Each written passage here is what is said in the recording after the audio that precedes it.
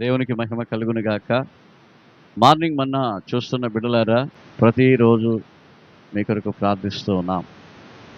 దేవుడు మీ అందరినీ నిండారులుగా దీవించును గాక. ఈరోజు వాక్య ధ్యానం కొరకు యోబు 5వ అధ్యాయము 18వ వచనం. ఆయన చేతులే నిన్ను స్వస్థపరచు. అవును, యేసు క్రీస్తు వారి యొక్క చేతులు, చాచిన చేతులు నీ వైపు ప్రభువు చేతులు చాపుతూ ఉన్నాడు నిన్ను స్వస్థపరచుటకు. క్రొత్త నిబంధనలో సువార్తల్లో మనం గమనించినప్పుడు ఆ చేతులలో మేకులు కొట్టారు.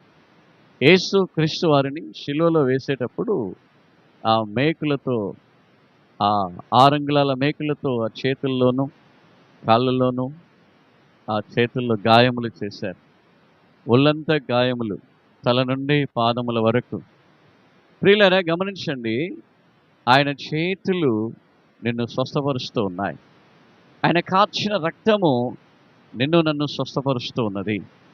ప్రియులారా, వాక్యం సెలవిస్తుంది, ఆయన పొందిన దెబ్బల చేత, ఆయన కార్చిన రక్తము చేత మనకు స్వస్థత ఉన్నది. నువ్వు నమ్ముతున్నావా?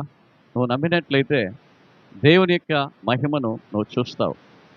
ప్రియులారా, మీరు గమనించాలి, ఈరోజు నీకు ఏ రోగం ఉన్నను, ఏ గాయం ఉన్నను, మనసులో గాయములా, శరీరంలో గాయములా, మీ కుటుంబంలో వ్యాధుల, మీకు ఎలాంటి సమస్యలు ఉన్నానో ప్రభువైన యేసు క్రీస్తు వారు పిలుస్తూ ఉన్నాడు నీకు స్వస్థత ఇవ్వడానికి. నిన్ను ఆహ్వానిస్తున్నాడు, బిడ్డ నా దగ్గరికి రా, నీకు విశ్రాంతినిస్తాను, నీకు స్వస్థతనిస్తాను, నీకు ఆరోగ్యమునిస్తాను, నా చేతులు నీకు బాగు చేస్తున్నాయని ప్రభు చెప్తున్నాడు. కనుక ఈ మాటలు వింటున్న బిడ్డలారా, నీకు ఏ బలహీనత, వ్యాధి, రోగం ఉన్ననో నువ్వు దిగులు చెందని అవసరం లేదు.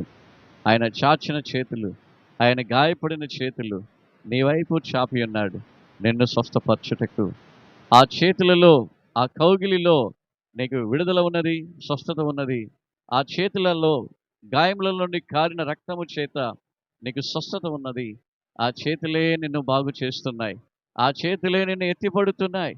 ఆ చేతులే నిన్ను చేరదీస్తున్నాయి. కాబట్టి భయపడకు, ప్రార్థన చేద్దాం. దేవుడు నీకు తోడుగా, సహాయకుడిగా వస్తున్నాడు. దేవా, మీకు వందనాలు. మీ నామానికి మహిమ కలుగునుగాక. ఈ మార్నింగ్ మన్నాను చూస్తున్న ప్రియులందరూ యేసు క్రీస్తు వారి నామమున ఆశీర్వదించబడుదురుగాక.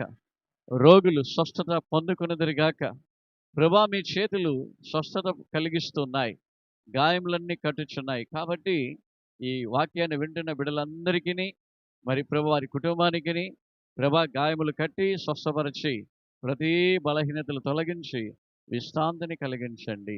మీకే మహిమ. ప్రార్థన విన్నందుకు వందనాలు. యేసు క్రీస్తు వారి నామంలో ప్రార్థించి వేడుకుంటూ ఉన్నాము తండ్రి. ఆమేన్.